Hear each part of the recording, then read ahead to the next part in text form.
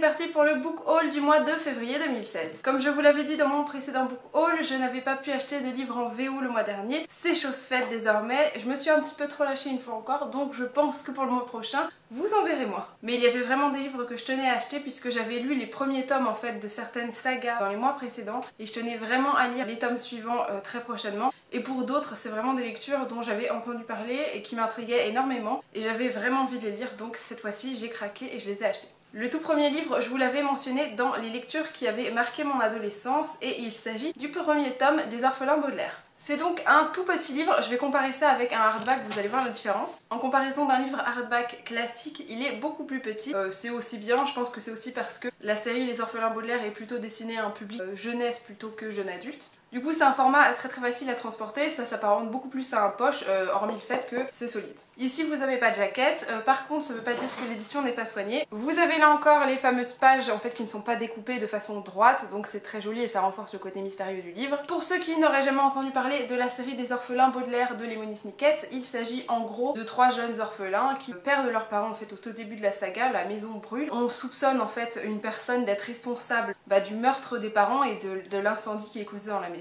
Et en fait les orphelins Baudelaire vont être trimballés en fait de famille en famille selon les livres. Il va leur arriver pas mal de choses plutôt pas joyeuses et ils vont en fait au fur et à mesure des livres essayer un petit peu de découvrir le secret familial qui a peut-être causé la mort de leurs parents. C'est une saga que j'avais adorée plus jeune, je vous en ai parlé justement dans cette fameuse vidéo sur les sagas de mon adolescence. J'essaierai d'insérer une petite capture si jamais ça vous intéresse par ici. En tout cas, j'ai très hâte de me replonger dedans puisque je les avais lus en français, jamais en VO, et j'avais adoré cette saga. Le deuxième livre fait partie d'une des sagas que j'ai adoré lire en décembre. Je pense qu'il s'agissait vraiment d'une de mes lectures préférées du mois de décembre. Et il s'agit du deuxième tome de la saga Grisha et donc il s'agit de Siege and Storm de Les Bardugo. Je suis une fois encore désolée pour le bruit, il s'agit toujours de mes chats qui décident de faire du bruit forcément au moment où je filme. Pour ce qui est de la trilogie en fait Grisha, on est vraiment dans un univers fantasy et un petit peu fantastique aussi. Vous avez des personnes dotées de pouvoirs fantastiques, vous avez des créatures un petit peu mythologiques, vous avez un univers qui reste assez sombre mais assez fascinant. Voilà, moi j'avais adoré le premier tome. Je vous en parle dans mon update lecture du mois de décembre 2015, donc si jamais vous voulez plus de détails sur le premier tome, n'hésitez pas à la regarder. En tout cas, je pense que cette lecture sera faite dans les prochaines semaines parce que j'aime vraiment cet univers et j'aime vraiment la plume de cet auteur. Ici encore, je vous présente le deuxième tome d'une trilogie et il s'agit cette fois-ci de la suite de The Kiss of Deception de Mary Iperson et il s'agit de The Heart of Betrayal de Mary Iperson, toujours, et mon magnifique accent anglais. Dans le premier tome, on suivait une jeune femme qui est en fait une princesse et qui décide de fuir son mariage, et bien le jour de son mariage, qui s'échappe en fait dans un village alentour et qui décide de faire peau neuve dans ce fameux village. Viennent à sa poursuite le prince qu'elle devait épouser ainsi qu'un assassin qui a décidé de l'assassiner. Et dans le premier tome, on va un petit peu suivre son parcours à elle dans ce fameux village et comment elle va réussir à se dissimuler ou pas, ainsi que les deux autres points de vue en fait de l'assassin et du prince qui sont partis à sa recherche. J'avais adoré ce premier tome, je l'avais trouvé vraiment très soigné. Pareil, la plume de l'auteur m'avait vraiment captivée, j'étais entrée dedans tout de suite. C'est pas le genre de livre où vous avez une tonne d'action immédiatement, c'est pas trop le genre de livre là. Par contre, la plume de l'auteur est vraiment très soignée. L'univers qui est construit est aussi très développé et vraiment très réaliste, du coup c'est très agréable. Enfin, j'avais adoré le caractère du personnage principal. Bref, j'avais été absolument absorbée par cette lecture. Donc j'ai très hâte de lire ce deuxième tome. J'espère qu'il me séduira tout autant que le premier. Enfin, une lecture dont j'ai entendu beaucoup de bien sur les chaînes anglophones puisque c'est toujours pas traduit en français, c'est une sortie assez récente. Et il s'agit de Wolf by Wolf de Ryan Grodin. Un petit peu comme Le Maître du Haut Château que je vous avais présenté dans mon dernier book haul et que j'ai pas encore lu. Il s'agit là encore d'un univers alternatif et le Troisième Reich a pris le dessus, en fait c'est eux qui ont gagné la guerre avec le Japon. Les Alliés ont donc perdu et là en fait on est en 1956 et là on suit le parcours de Yael qui est une ancienne déportée qui a réussi en fait à survivre à tout ça et qui va participer en fait à une course de moto, une course à l'issue de laquelle le vainqueur aura l'occasion de rencontrer Adolf Hitler et le but de Yael évidemment c'est de tuer Hitler, logique, et ainsi de venger sa famille, ses amis, toutes les personnes qui ont perdu la vie à cause de lui. Je suis hyper intriguée par cette lecture parce que c'est un univers alternatif, ça touche à la Seconde Guerre mondiale. Deux choses qui me plaisent énormément et qui font que j'ai très envie de le lire. La couverture est aussi très jolie. J'en ai aussi entendu énormément de bien comme je le disais tout à l'heure, donc ça fait que j'ai très envie de faire cette lecture. Le livre suivant, c'est aussi une lecture que je souhaitais faire depuis un bon moment parce que j'en avais entendu parler sur plusieurs chaînes françaises et anglophones. Le concept m'intéressait beaucoup, en fait il me touche particulièrement puisque ça reste un petit peu du féminisme, hein. En tout cas ça touche à la cause des femmes. Donc c'est une lecture que j'avais vraiment envie de faire et il s'agit de The Glass Arrow de Kirsten Simmons. Dans ce récit on est dans un univers alternatif, je sais pas s'il ressemble au nôtre ou pas, je sais pas si on peut parler de dystopie, c'est peut-être une dystopie d'ailleurs. Quoi qu'il en soit, ça reste un univers qui reste assez sombre puisqu'en fait depuis 10 générations, la cause de la femme s'est largement dégradée et en gros le seul espoir d'une femme, son avenir le plus doux en fait dans ce monde-là est éventuellement de devenir la femme de quelqu'un pour toujours. Voilà, sinon elles sont vendues aux enchères, transportées et échangées entre hommes jusqu'à ce qu'elles ne soient en fait plus grand chose. C'est un avenir plutôt pas très cool qui s'annonce donc pour la globalité des femmes. Nous on va y suivre le parcours d'Aya qui en fait a eu la chance de vivre un petit peu en dehors de tout ça. En tout cas elle ne vit pas dans les fameux villages ou les fameuses villes où en tout cas ça arrive. Elle vit plus ou moins dans la nature et un jour elle va quand même se faire attraper en fait par un groupe de personnes, j'imagine un groupe d'hommes, qui vont la ramener dans cette société-là, dans cette structure-là et elle va tout faire pour s'en échapper. Je suis évidemment très curieuse de voir ce que ça va donner parce que moi la cause féminine ça m'a toujours touchée. Forcément je suis une femme donc il y a des inégalités que je connais et que je vis. Il y en a que je ne vis pas et que j'ai la chance de ne pas vivre parce qu'on vit dans un pays quand même riche qui a une culture qui reste quand même différente et qui fait que la femme a quand même une place qui n'est pas la moins bonne. La cause féminine m'a toujours touchée, c'est quelque chose qui est en moi, qui me touchera toujours et qui me révoltera toujours sur certains points. Du coup ce livre faisant écho je pense quand même au parcours de certaines femmes dans certains pays, ça a une saveur particulière pour moi et je suis très curieuse de voir ce que l'auteur en a fait. Là encore il me semble pas que ça a été traduit en français, en tout cas je me renseignerai. Si jamais je me suis trompée là-dessus, je le renseignerai en barre d'infos. Le dernier livre que j'ai acheté, il était lié à une promotion sur les paperbacks. J'en ai donc profité même s'il ne s'agit pas du tout du tome auquel j'en suis dans la saga. C'est le dernier tome, il s'agit du dernier tome de la série Sookie Stackhouse de Charlene Harris. J'ai suivi la série True Blood du début à la fin. C'est une série que j'aime et qu'en même temps je trouve un petit peu con mais que j'aime bien quand même. C'est-à-dire que c'est un petit peu mon petit plaisir coupable, un petit peu comme Pretty Little Liars. Je trouve ça un petit peu débile parfois, un petit peu mal fait, pas très cohérent et en même temps j'adore regarder. Donc bon, allez comprendre. En tout cas j'avais commencé à lire la saga en anglais. J'ai plusieurs tomes en fait complètement éparpillés dans la saga, certains que j'ai achetés en occasion dans des boutiques à Paris, d'autres que j'ai achetés à Londres quand j'y étais allée, d'autres que j'ai trouvé en France à la Fnac. Bref, là c'est le dernier tome, il était en promo à peine 5 €, donc je me suis dit allez on y va. C'est toujours ça de gagner sur les prix de The Book Depository. Évidemment je vous en parlerai pas tout de suite parce qu'il faut encore que j'achète le tome suivant, celui que je suis supposée lire pour être à jour.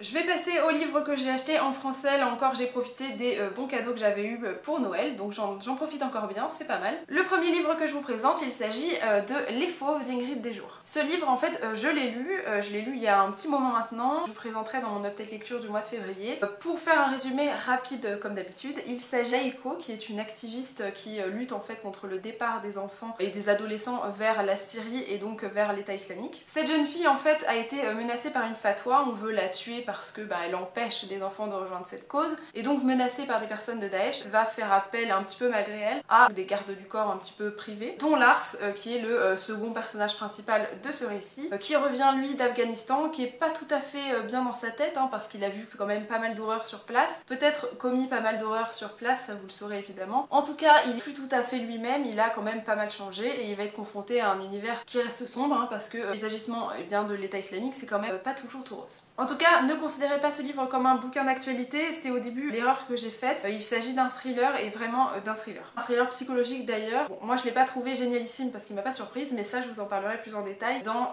mon update lecture du mois de février. Vous allez vous dire que je fais complètement une obsession avec la Seconde Guerre mondiale parce que ça fait bien 2 book hauls d'affilée que je vous parle de livres sur le sujet, mais il s'agit de Il est de retour de Timur Vermès. Vous reconnaissez bien évidemment la magnifique coiffure d'Adolf Hitler et éventuellement sa moustache, je sais pas si vous voyez un petit peu l'allusion qui est faite. Là on se retrouve en fait à notre époque et en fait un homme va se réveiller, va un petit peu pas revenir à la vie mais en tout cas ressurgir comme ça, et cet homme il s'agit d'Adolf Hitler. C'est comme s'il était pas mort, ou en tout cas peut-être que c'est quelqu'un qui l'incarne et qui n'est pas lui. Bref peu importe, il va se réveiller dans ce monde là et il va pas comprendre ce qui s'est passé parce que c'est pas du tout ce qu'il avait prévu pour son pays. J'en sais pas trop sur le résumé de ce livre-là, le résumé m'a vraiment intriguée en tout cas de ce que j'en ai lu. Le concept aussi me plaisait pas mal parce que ça change. Je sais pas si ce sera à visée comique, si ça va être une critique du monde actuel, évidemment jamais dans le sens du nazisme, j'espère bien. En tout cas le concept et puis ce côté Hitler amnésique me plaît assez et j'ai hâte de voir ce que l'auteur en a fait. Le livre suivant tient quand même de la science-fiction, c'est d'après le résumé un roman post-apocalyptique et il s'agit de Bird Box de Josh Malerman. Dans ce récit-là et donc dans ce monde post-apocalyptique, nous avons affaire à une famille, il me semble que c'est une femme et ses 2 enfants. Dans ce monde-là, en gros, si vous sortez dehors, vous risquez de perdre la raison à tout moment, de devenir complètement fou, de vous en prendre aux gens que vous aimez. Bref, je sais pas si les gens se transforment en zombies, si c'est quelque chose dans l'air, si c'est un son qui vous rend fou, je n'en sais rien. Quelque chose que vous pourriez voir. En tout cas, Mallory et ses enfants vivent reclus dans leur maison puisqu'ils ont peur que ça leur arrive. Sauf qu'un jour, j'imagine que leur maison est menacée puisqu'ils sont supposés fuir leur maison et vont donc devoir affronter le monde extérieur. Bref, ils vont devoir survivre dans ce fameux monde-là et j'imagine tout faire pour garder la raison et ne pas s'entretuer. J'en ai particulièrement entendu parler sur les chaînes américaines, ça m'intriguait énormément, j'avais hésité à l'acheter en anglais puis j'ai vu que j'étais sortie en poche en français donc je me suis dit bon, on va pas non plus chipoter. Évidemment comme pour tous les livres que j'ai mentionnés, je vous en parlerai plus en détail quand j'aurai lu. Le dernier livre en français que je vais vous présenter me tient particulièrement à cœur parce qu'il fait écho à des lectures que j'ai faites quand j'étais au lycée. Faut savoir qu'au lycée, et même je pense un petit peu avant, j'ai toujours eu une espèce de passion pour Marie-Antoinette. Marie-Antoinette, c'est une reine qui m'a toujours énormément intéressée. J'ai toujours été intriguée en fait par la fin de son règne, comment elle avait en fait été presque manipulée, transformée, son destin quand même relativement tragique où elle a été bien bafouée. Du coup j'ai lu énormément de livres sur elle et particulièrement la série Les Reines de France de Simone Berthière, une biographe dont j'ai adoré la façon d'écrire. C'est tellement bien fait qu'en fait si vous n'avez pas l'habitude de lire des romans historiques, et là il s'agit pas vraiment de romans historiques, c'est vraiment des biographies en fait de reines, mais Simone Berthière a ce don là en fait de raconter leur histoire de façon pas forcément la plus romancée parce que c'est vraiment des faits historiques, elle va pas broder autour et vous raconter n'importe quoi, mais la façon dont elle le raconte c'est vraiment pas strict, c'est vraiment pas didactique, c'est presque comme un roman, ça se lit très bien. Faut savoir qu'en ce moment je regarde aussi la série qui s'appelle Reign, alors qu'ils ne respectent pas tout à fait l'histoire, hein, ils ont bien joué avec l'histoire quand même. Et en gros vous allez suivre un petit peu l'histoire de Catherine de Médicis et de Marie Stuart, reine d'Écosse. Ils ont quand même bien joué avec l'histoire de France, mais bon, ça se regarde plutôt bien et en tout cas ça m'a donné envie de relire les biographies de Simone Berthière et notamment l'histoire de Catherine de Médicis. J'ai très hâte de lire ce poche. Alors c'est sûr que ça s'adresse pas à tout le monde, il faut aimer les récits historiques. J'ai très hâte de voir ce que ça va donner ici. Pour la suite de cette vidéo, je vais vous retrouver avec quelque chose d'un petit peu différent de ce que je fais d'habitude. Je vous ai jamais fait d'unboxing parce que j'ai jamais eu de colis non ouvert sous la main au moment de filmer. Donc je vais vous faire ça ici, ce sera la première fois. Je vous dis pas qu'il y en aura d'autres parce que honnêtement j'en sais rien. Quand je reçois un colis de livres, c'est un petit peu Noël et donc je déballe ça super vite parce que je suis super impatiente. Là je viens tout juste d'aller le chercher donc eh bien c'est l'occasion. Et juste pour info, si un jour vous faites une commande sur la boutique Book Outlet d'Amazon France, vous risquez de vous retrouver avec un colis comme ça. Un bon gros sac de poste vachement pratique. J'ai jamais compris pourquoi ils faisaient un colis aussi gros pour un si petit carton.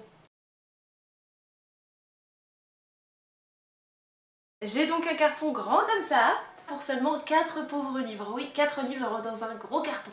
C'est très con, hein. Le premier livre de cette commande Book Outlet, il s'agit de Black Ice de Becca Fitzpatrick. Alors ce livre, j'ai hésité à le commander pendant très longtemps sur Book Depository. J'en ai entendu parler en fait au cours de l'été dernier sur les chaînes anglophones. Il me semble pas qu'il ait été traduit en France. On suit dans ce thriller jeune adulte l'histoire de Brit qui vient de se séparer de son copain. Il me semble qu'elle essaye de rentrer chez elle quand une espèce, je crois, de tornade de neige, quelque chose comme ça arrive. Elle doit donc se protéger et elle va trouver un petit chalet où elle va s'abriter et en fait ce chalet est déjà habité par 2 personnes, 2 jeunes hommes. Il s'agit de 2 fugitifs, on ne sait pas encore trop ce qu'ils fuient, ce qu'ils ont fait exactement, mais Brit va le découvrir et elle va devoir composer avec ça et je pense qu'elle va un petit peu vivre sous leur pression. Elle va essayer de leur échapper et faire en sorte que son nouvel ex-copain essaye de la retrouver et un petit peu lui sauver les fesses. Je vois un petit peu venir malheureusement la romance, le triangle amoureux. C'est un petit peu pour ça que j'ai été un petit peu réticente à le lire. Ça se trouve c'est pas du tout ça, mais quand je l'ai vu à seulement 4 € sur Book Outlet, autant vous dire que je me suis dit que ce serait pas une grosse perte si jamais il ne me plaisait pas.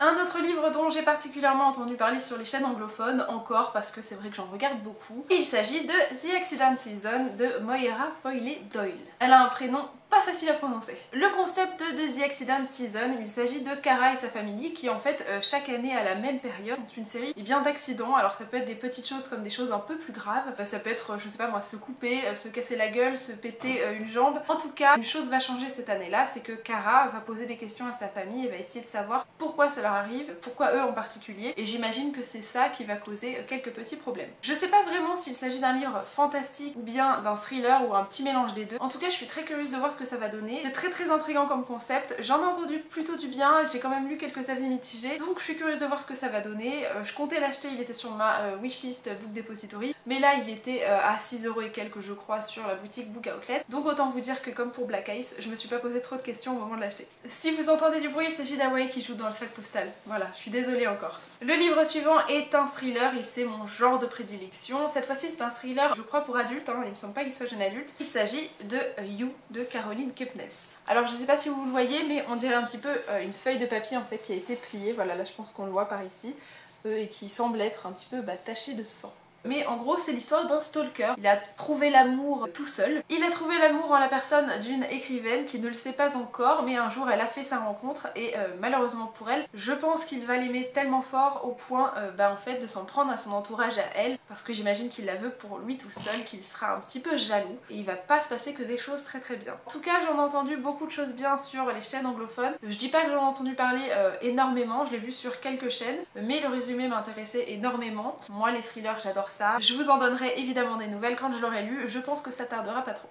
Et enfin le tout dernier livre de ce book haul, il s'agit d'un deuxième tome d'une série, d'une saga qui est très populaire, qui a récemment été adaptée au cinéma. Attention, qu'est-ce que c'est? La mer infinie de Rick Hunty. Ouais je sais, j'aurais dû jouer pour des jeux télévisés, je suis super bonne en présentation. Comme le premier tome de cette saga, je l'avais acheté sur Book Outlet. Rick Hunty m'aura pas coûté très cher pour le moment. J'avais adoré le premier tome, la 5e vague. J'étais donc évidemment forcément très curieuse de connaître la suite dans La mer infinie. Comme le premier tome, je vais lire cette saga en VO. Pour ceux qui ne sauraient pas du tout de quoi parle la 5e vague, eh bien il s'agit en gros d'un monde post-apocalyptique. Les aliens sont arrivés, ils ont décidé de décimer tout le monde et nous en fait on suit le parcours de quelques survivants. Je pense qu'il n'y a pas besoin d'en savoir plus pour se plonger dans la 5e vague, donc si jamais ça vous intéresse, n'hésitez pas à lire le premier tome que j'ai vraiment beaucoup aimé. Personnellement, j'ai pas tellement aimé l'adaptation cinématographique, mais ça, je vous en dirai plus dans une vidéo que j'ai filmée mais pas encore montée. En tout cas, je suis très curieuse de voir ce qui va se passer dans ce deuxième tome. J'en ai pas entendu que des très bons avis, donc je reste un petit peu méfiante, on va dire, histoire de pas être trop déçue si jamais c'est pas ça. Mais voilà, je suis très curieuse de voir ce que ça va donner.